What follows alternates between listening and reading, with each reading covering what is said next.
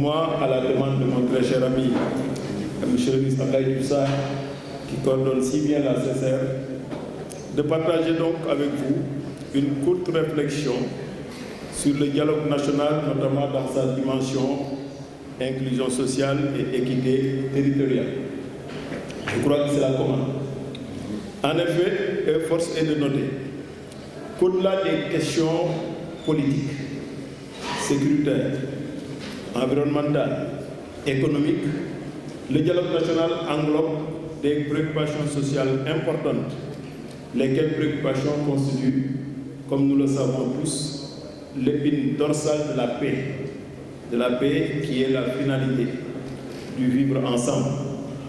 Il est vital en République de trouver des plages de consensus forts autour d'une sorte de pacte de stabilité dynamique. Nos pays africains en ont besoin. À plus forte raison du Sénégal, Son Excellence M. Macky Sall, chef de l'État, l'a très tôt compris. C'est pourquoi l'ADN de sa politique est dans sa conception claire et réaffirmée d'un développement inclusif et solidaire. Et je sais que le éminent professeur reviendra là-dessus sur les aspects économiques. Souvenons-nous du programme Yoonu Yokkute, avec sa déclinaison en 5 axes, avec au fronton de ces 5 axes, et en première ligne, la lutte contre les injustices sociales. Le simple fait de mettre la lutte contre les injustices sociales en premier dans l'ordre des 5 axes de ce programme dénote de la vision du chef de l'État, qui conçoit le social et l'équité territoriale comme un axe de réduction de la transmission intergénérationnelle de la pauvreté, unique solution radicale de lutte contre les inégalités. Une fois au pouvoir, le président Macky Sall, après les politiques d'urgence de la période 2012-2013, a bâti le PSE, traduction programmatique détaillée de la vision avec prise en charge de l'inclusion sociale au cœur des 3 axes que nous connaissons tous. Pour faire court, dans le PSE, tous les programmes ont pris et continuent de prendre en compte l'épine dorsale de l'inclusion sociale et de l'équité territoriale comme base de leur articulation.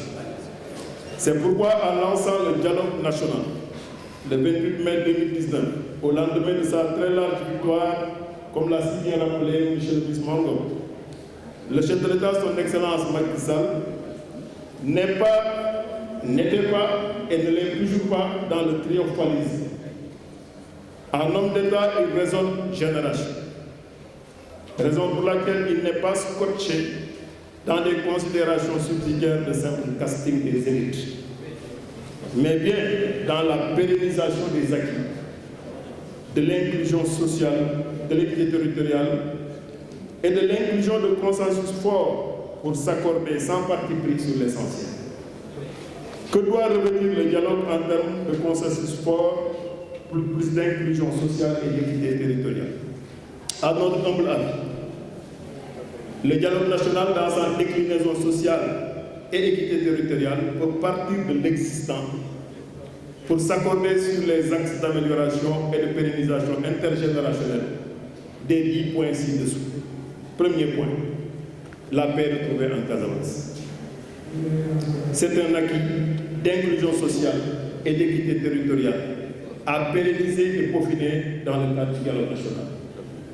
Deuxième point, la politique infrastructurelle globale qui a donné 189 km d'autoroutes supplémentaires sur les 32 qu'on a trouvés en 2012, sans compter la moyenne de 293 km de route par an, contre 131 km de route par an de la période précédente. Cette politique-là, par finalité d'inclusion sociale, doit être renforcée et accélérée dans le cadre du dialogue national. Troisième point, la politique énergétique, qui nous a fait passer d'une capacité de 500 à 1141 mégas et d'une moyenne de coupure de 950 heures en 2011 à 24 heures en 2018. Cette politique-là, énergétique, par finalité d'inclusion sociale, doit être renforcée et bien ancrée dans les points de consensus forts du dialogue national. C'est notre avis. Il en est le même de l'option politique qui nous a permis, Monsieur le ministre, d'électrifier 2329 villages, on l'oublie souvent, nouveaux, et de sortir de l'obscurité au moins 3 300 000 compatriotes en 7 ans. Cette politique-là, d'inclusion énergétique sociale, doit faire l'objet d'évaluation et d'analyse et de consensus fort dans le cadre du dialogue national. Quatrième point, la politique hydraulique, qui nous a permis d'avoir 683 nouveaux forages en milieu rural et d'atteindre 98% de couverture en eau en milieu urbain et 91% en milieu rural. Cette politique-là, hydraulique, par finalité d'inclusion sociale, doit être renforcée dans le cadre du dialogue national. Cinquième point, la politique globale de résilience des jeunes et des femmes, à travers tous les instruments d'enseignement, de formation professionnelle et de financement mis en place, doit faire l'objet d'analyse, d'amélioration et de consensus fort dans le cadre du dialogue national. Sixième point, la politique agricole, qui a permis de passer par exemple de 527 000 tonnes d'arachide en 2011 à 1 400 000 en 2018. Et pour la même période, de 12 500 tonnes de pommes de terre à 150 000, c'est-à-dire multiplié par 12 en 7 ans. Cette politique-là, agricole, par finalité d'inclusion sociale et d'équité territoriale, à mon avis, qui touche la couche la plus importante de la population, cette politique-là doit être évaluée, renforcée dans la perspective du dialogue national. Septième point, la politique dans le domaine halieutique, qui a permis de subventionner, et là, M. le ministre, en bon légo, doit être très content de cette politique du chef de l'État, qui a permis de subventionner 20 000 moteurs de pirogue pour 1 million d'unités et 66 000 gilets pour les pêcheurs pour 2 500 francs l'unité. Cette politique-là, halieutique, d'inclusion sociale, qui touche plus de 600 000 pêcheurs, 600 000 acteurs de la pêche, doit être renforcée dans le cadre du dialogue national. Huitième point, la politique novatrice, en mode fast track, avec la DER, qui a permis, en moins de 2 ans, de financer 53 000 projets de jeunes et de femmes. Cette politique-là, à finalité d'inclusion sociale et d'équité territoriale, puisque la DER avait un maillage territorial, doit être renforcée dans le cadre du dialogue national. Neuvième point, les politiques globales d'équité et d'inclusion sociale, que sont le PUDC, que sont le PUMA, Promoville, la CEU, les bourses familiales, les cartes d'égalité des chances, la gratuité de l'homodialyse, de la césarienne et des soins pour les enfants, qui sont des éléments nouveaux dans le langage et dans le concret. Ces politiques-là d'inclusion sociale et d'équité territoriale doivent être partagées, renforcées, stabilisées de manière intergénérationnelle dans le cadre du dialogue national.